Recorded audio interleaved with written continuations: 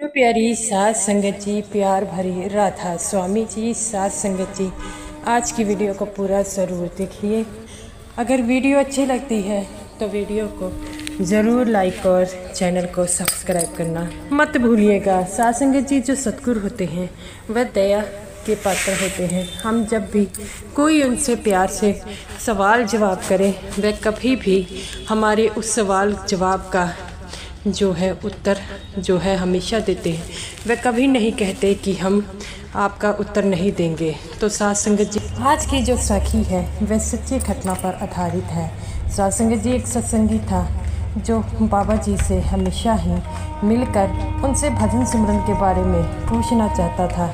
उसने बड़ी कोशिश की लेकिन बाबा जी से वह मिल नहीं पाया, लेकिन वह हताश नहीं हुआ। वो कहता है कि मैं मालिक से एक ना एक दिन ज़रूर मिलूँगा, और अपने मन में ये विश्वास बनाकर वह उस मालिक से मिलने के लिए चल पड़ा। सत्संगी जी, ये जो सत्संगी था वह हमेशा ही सेवा पर जाता था, लेकिन कभी भी उसे बाबा जी से सवाल जवाब का मौका नहीं मिलता। सत्संगी जी, आपके कर्मों में अगर बाबा जी से सवाल जवाब का मौका है तो वह आपको ज़रूर मिलेगा। तो सत्संगत जी, एक बार इस सत्संगी ने सोचा कि बाबा जी से सारी संगत सवाल जवाब करती है तो मैं भी पर्ची निकाल कर बाबा जी से सवाल जवाब ज़रूर करूँगा। और इतना कहते ही वह अपनी बीवी को कहता है कि आज मैं डेरे जल्दी चलूँगा। उसकी बीवी कहती है कि इतनी जल्दी जाकर आप क्या करेंगे? तो वह कहता है कि इस बार मैं भी चाहता हूँ कि मेरी पर्ची निकले। मेरे मन में एक सवाल है, मैं बाबा जी से पूछना चाहता हूँ। उसकी पत्नी कहती है कि अगर आपके मन में कोई शंका है तो फिर तो आपको बाबा जी से ज़रूर पूछना चाहिए। और इतना कहते ही वो कहता है कि ठीक है, तो मैं आज पहले जाऊँगा।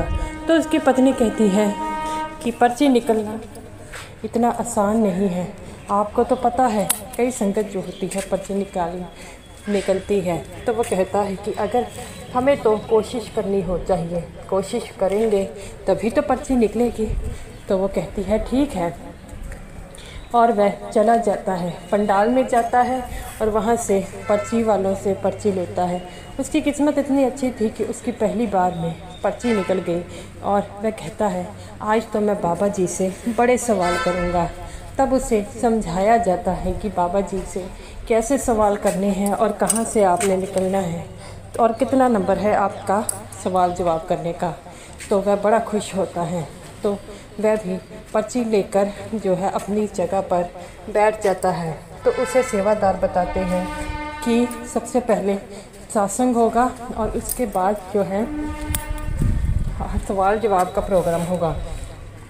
तो वो कहता है कोई बात नहीं, और वह वहाँ पर बैठ जाता है। और जब देखता है कि उससे पहले वालों की पर्ची निकल रही है और वह बाबा जी से सवाल जवाब करना है, लेकिन वह अपनी पर्ची से पहले ही खड़ा हो जाता है। तो सेवादार उसे बैठाते हैं, कहते हैं कि आपकी अभी पर्ची नहीं निकली है तो आप क्यों खड़े हो रहे हैं? लेकिन वह कहता है मुझे बाबा जी से ज़रूरी ही पर्ची निकलवानी है, मुझे बाबा जी से बात करनी है। सेवादार कहते हैं कि अपनी पर्ची का इंतज़ार कीजिए, बाकियों को भी बाबा जी से बात करनी है। तब बाबा जी इसे देख रहे थे, और जब इसकी बारी आई तब बाबा जी ने बोले कि हाँ बेटा, तुम्हें बड़ी उत्सुकता थी मुझसे सवाल जवाब करने की, तो बताओ क्या सवाल करना चाहते हो? तब बाबा जी को देखकर रोई जा रहा था और कुछ ना बोल रहा था। तो बाबा जी कहते हैं पहले तो तुम्हें सवाल जवाब में बड़ी उत्सुकता थी, अब तुम रोई जा रहे हो, बताओ तो सही तुमने मुझसे कौन सा सवाल करना है? तो वह कहता है सच्चे पातशाह, मेरी औकात नहीं है कि मैं आपसे सवाल कर सकूं, लेकिन फिर भी आपसे मैं एक सवाल करना चाहता हूं। तो बाबा जी कहते हैं बेटा, यहाँ पर जितने भी आए हैं वह सवाल ही करने आए हैं मुझसे, तुम भी बताओ क्या कहना चाहते हो? तो वो कहता है सच्चे पातशाह, जब हम सिमरन पर बैठते हैं तो हमें चारों ओर अंधेरा ही अंधेरा नज़र आता है, कोई उजाला नज़र नहीं आता। तो बाबा जी कहते हैं बेटा, अपने मन को जो है सिमरन पर आपने लेकर जाना है उस अवस्था तक, ताकि आपको अंदर से कुछ दिखाई दे। तो वो कहता है कि बाबा जी मैं आपसे एक सवाल पूछना चाहता हूँ। बाबा जी कहते हैं बेटा पूछिए। तो वो कहता है कि बाबा जी जब आप भजन सिमरन पर बैठते हैं तो आपको क्या दिखाई देता है। बाबा जी हंसने लगे और कहते हैं कि मैं क्यों बताऊं तुम्हें क्या दिखता है। तो वो कहते हैं बाबा जी हम भी आपकी राह पर चल रहे हैं, आप बताएंगे मुझे तो हमें पता चलेगा कि हम कैसे भजन सिमरन करें कि हमें कुछ दिखाई दे। तब बाबा जी कहते हैं जब मैं भजन सिमरन पर बैठता हूँ तो मुझे वो सत्संगी दिखाई देते हैं जो सिमरन करते हैं। ये बात सुनकर सभी वहाँ पर संगत जो है वो जो है चुप हो गई और एकदम बाबा जी की तरफ देखने लग पड़ी। तब बाबा जी कहते हैं कि मुझे वो दिखाई देते हैं भजन सिमरन पर जो करते हैं। तो बाबा जी कहते हैं ये सत्संगी ये मत समझ लें कि अगर कोई मुझे भजन सिमरन पर बैठे हैं तो हमें कुछ दिखाई नहीं देगा। बाबा जी कहते हैं जो सिमरन पर बैठता है और जो सिमरन पर नहीं बैठता मुझे सबकी पहचान है। तो ये बातें सुनकर सभी सत्संगी रोने लग पड़ते हैं। बाबा जी कहते हैं बेटा अगर मालिक ने मुझे आपको नाम दान देने की दात बख्शी है तो ये भी बख्शा है ताकि पता लग सके कौन सा सत्सिमरन पर बैठ रहा है और कौन सा नहीं बैठ रहा। बाबा जी कहते हैं कि अगर आप सिमरन करोगे इसमें आपका ही फ़ायदा है, क्योंकि सिमरन की ताकत ऐसी होती है जो हमें हमारे सतगुरु से जो हमें जोड़ती है और उसके लिए हमें 2.5 घंटे सिमरन करना होगा। मैंने तो सिर्फ़ आप नामदान बख्शा है, लेकिन सिमरन करना जो है आपकी ज़िम्मेवारी है।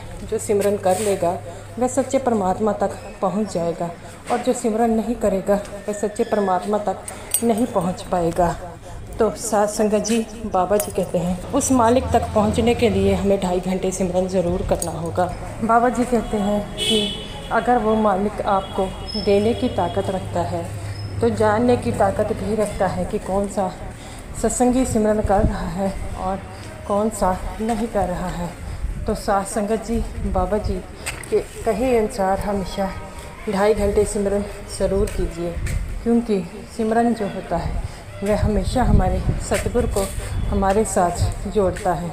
तो बाबा जी कह देते हैं कि अब पता लगा कि भजन सिमरन में कितनी ताकत होती है, भजन सिमरन हमें अपने मालिक के साथ कैसे जोड़ता है। तो वह कहता है कि सच्चे पातशाह आपको मान गए, हम मान गए कि आप हमेशा ही हमारे साथ हैं। तो बाबा जी कहते हैं बेटा मैं तो हमेशा ही आपके साथ हूँ, मालिक कभी बिछोड़ा नहीं देता, बिछोड़ा हम ही देते हैं। हम इस काबिल नहीं होते कि उस मालिक तक पहुंच सके।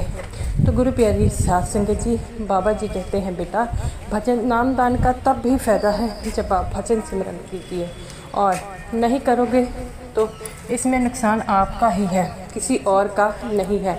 तो साथ संगत जी बाबा जी हमेशा यही कहते हैं जब भी अपने शासन में फरमाते हैं कि 2.5 घंटे सिमरन ज़रूर कीजिए, क्योंकि सिमरन की ताकत ही हमेशा जो है हमें उस सच्चे परमात्मा तक जोड़ती है। तो गुरु प्यारी साथ संगत जी हमें भी अगर उस मालिक को अपना बनाना है उसके लिए हमें उस सच्चे परमात्मा को पाने के लिए हमें भजन सिमरन की ताकत लेनी होगी। तो गुरु प्यारी साथ संगत जी बाबा जी हमेशा ही संगत को बड़े ही प्रेम से प्यार से और यही समझाते हैं कि जीते जी सिमरन कर लो। जो जीते जी सिमरन करेगा वही सच्चे परमात्मा के पास जाएगा, और अगर वो आपको सब कुछ देगा, क्योंकि हम इंसान कमज़ोर होता है, उसमें इतनी ताकत नहीं होती कि वह सब कुछ झेल सके।